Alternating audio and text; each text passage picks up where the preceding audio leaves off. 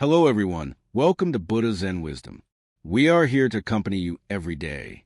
Today, we're going to talk about life after leaving the workforce. With newfound freedom and financial stability, many retirees are looking for ways to make their lives more fulfilling. Some have joined the ranks of square dancing enthusiasts, while others go to great lengths to secure a spot among younger dancers. Friends and relatives who were once neglected are now being visited, and invitations to weddings and celebrations are being accepted. After all, as elders, it's important not to let others feel neglected. On the surface, life seems lively and bustling, but deep down, there's a lingering sense of loneliness. After the gatherings end and the music fades, the emptiness only adds to the melancholy. There's a line from Spirited Away that says, "Life is like a train ride. There are many stops along the way, and it's rare for someone to accompany you from start to finish." Ultimately, we must learn to walk alone. Only by staying true to ourselves can we truly live as ourselves. A life dictated by others is rarely the one we truly desire. First, always chasing the crowd can make you lose yourself. I once came across an interesting perspective. In order to fit in, people often go out of their way to meet others' expectations, sacrificing their own time and preferences, only to end up disappointing themselves.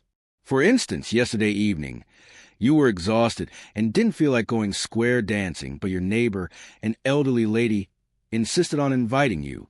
Reluctantly, you went. The atmosphere was lively and everyone seemed to be having a great time, but you were utterly drained. You had to force yourself to smile and chat, pretending to enjoy the evening. A few days ago, you attended a wedding banquet hosted by a younger relative. You had a few drinks and seemed to enjoy yourself, but your children were worried. At your age, you need to watch your alcohol intake. If you needed your kids to drive you home, it would have been an added burden for them, though they'd never say it to your face. The day before that, some friends came over for a visit. You eagerly prepared a feast, but after they left, you found your home in complete disarray.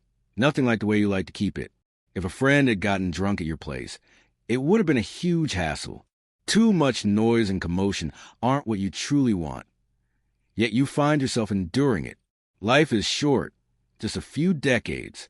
The first half was spent compromising for survival, but there's no need to compromise in the second half. Don't allow yourself to be swept up in the crowd, and don't be a mere number in any group. This is the self-awareness every retiree should have. Second, wise retirees know how to enjoy solitude. In today's society, some elderly people are forced into solitude, while others choose it willingly. While they may appear similar on the surface, the quality of their lives is worlds apart. We often hear stories of elderly individuals passing away in loneliness, sometimes discovered days later by neighbors. Others struggle to navigate daily tasks like shopping or visiting the hospital alone, unfamiliar with smartphones, which leads to a host of problems. But if you learn to embrace solitude, life can be quite different. Take Mr. Johnson, a 68-year-old former manager at a company. Due to his job, he had many friends who treated him like a close confidant. They drank together, sang together, and even shared business opportunities. These friendships greatly benefited his career and personal life, so Mr. Johnson considered them his true friends. After retiring at 60 with more free time on his hands, he enjoyed socializing with these friends, thinking that eating, drinking, and having fun together would keep everyone happy. But as he spent more time with them, he began to notice something. The friends he once trusted weren't treating him the same way.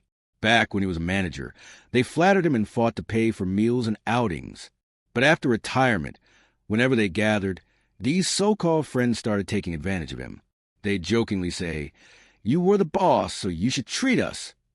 At first, Mr. Johnson didn't mind playing the generous host once or twice, but when it became a pattern, he couldn't take it anymore. He suggested splitting the bill, but some friends refused, leading to awkward situations.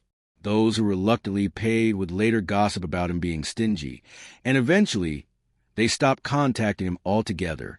Over time, Mr. Johnson realized a harsh truth.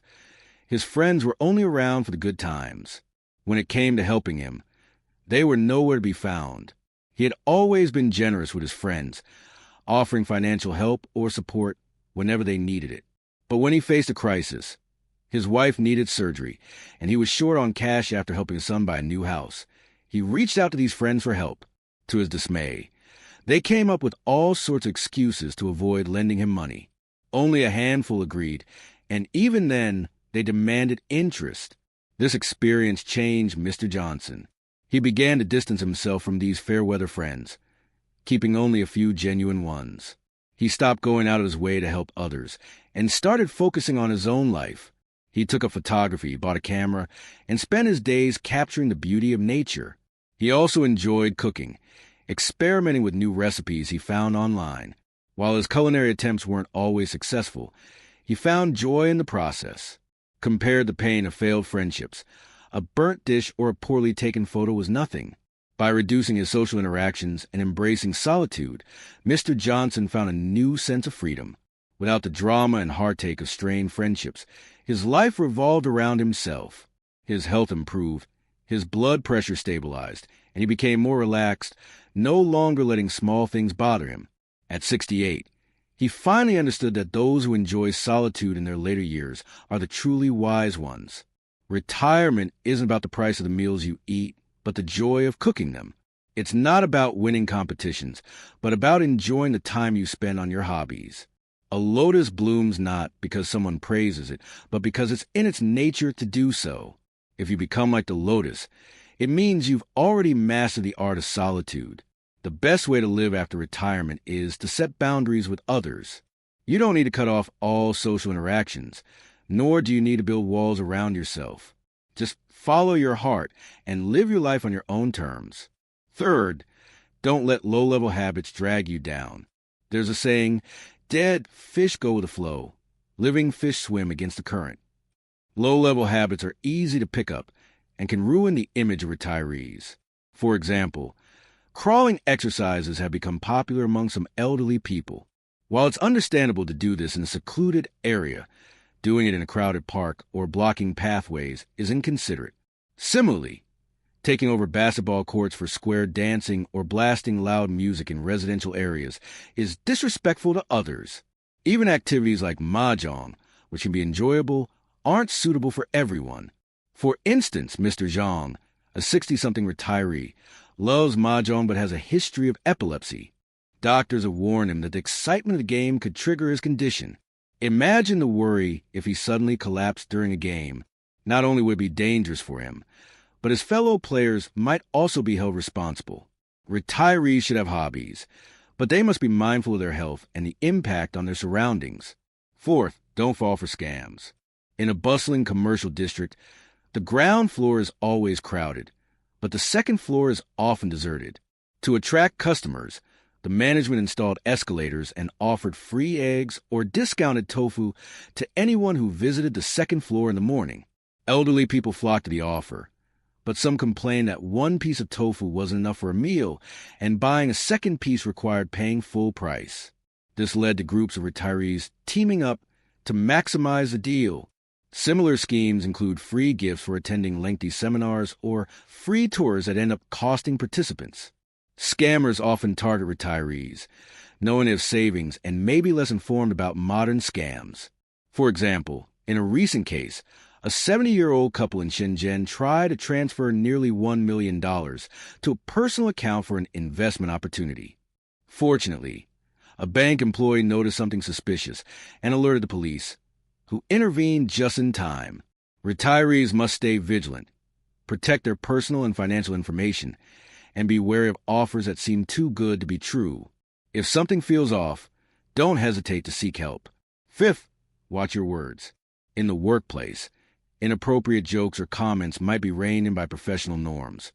But after retirement, some retirees let loose, complaining about society or making thoughtless remarks without considering their former positions. As the saying goes, those who gossip are the ones who stir up trouble. Spreading negativity only adds to the world's problems. When someone confides in you about their personal struggles, it's not always because they want your help. Sometimes they just need someone to listen. Be kind. Offer support when you can, and keep their trust by not sharing their private matters with others. A thoughtless comment can hurt more than you realize. In life, walk your own path and mind your words. Don't meddle in others' affairs. As the saying goes, when you give someone a rose, the fragrance lingers on your hand. Being kind with your words is a form of virtue. Finally, stay positive and keep growing. Life is full of challenges, but how we face them defines us. Some people choose to give up, while others remain optimistic and resilient. As Jack Ma once said, life isn't as good as you imagine, but it's not as bad either. The truth lies somewhere in between. A positive attitude can inspire courage and confidence, helping us move forward. It can also set an example for younger generations, showing them how to face life's challenges with optimism. Even if you can't climb mountains anymore, you can still aim high in spirit. Retirement is the beginning of a second spring, a time of renewal and growth. Embrace hobbies that bring positivity. Continue learning and help those in need. Whether you're reading, traveling, or gardening, find joy in the little things. To maintain a positive mindset in retirement. 1. Stay socially connected. Join clubs, volunteer, or participate in community activities. 2. Exercise regularly. Physical activity boosts both physical and mental health. 3. Learn new skills. Whether it's a language, painting, or technology, keep your mind active. 4. Find joy and gratitude. Focus on the things that make you happy and appreciate the good in your life. 5. Seek help when needed.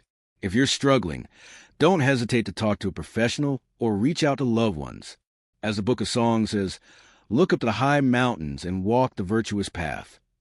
Even in retirement, we should strive to reach new heights. While our careers may have peaked, life continues, and there's always room for personal growth. When people call you sir or ma'am, they're acknowledging your wisdom and experience. Live up to that respect. That's all for today's sharing. Thank you for watching. If you enjoy Buddha Zen wisdom, don't forget to subscribe and share. Here, you'll never be alone. As the saying goes, one flower is a world, one leaf is a Buddha. Today's reflection. In a park, children climb to the top of a slide and gleefully slide down. Some try to stop midway, but can't. Once you start sliding, it's hard to stop. This is the slide rule of life. Once you start heading downhill, it's easier to keep going than to climb back up. As retirees, if you let yourself go completely, you might find yourself on an invisible slide, drifting away from the life you once knew. Remember, dead fish go with the flow, but living fish swim against the current. Low-level habits are easy to adopt, but can ruin your image and well-being. For example, some retirees engage in group crawling exercises, blocking pathways and disrupting public spaces. Others take over basketball courts for square dancing or blast loud music in residential areas, earning the disapproval of younger generations. Even hobbies like mahjong can be problematic. Mr. Zhang, a retiree with a history of epilepsy, has collapsed multiple times during games. While mahjong can be fun, it's not suitable for everyone, especially those with health conditions. Retirees should pursue hobbies, but they must be mindful of their impact on others and their own well-being. Scams are another pitfall. In one case, a 70-year-old couple almost lost their life savings to a fraudulent investment scheme. Fortunately, a vigilant bank employee intervened, and the police were able to stop the transfer. Retirees must stay alert, protect their finances, and seek help if something seems suspicious. Lastly, watch your words. Inappropriate comments or gossip can harm relationships and spread negativity. When someone confides in you, be a good listener and keep their trust. A kind word can make a world of difference. In conclusion, retirement is a time to embrace solitude, set boundaries, and stay positive.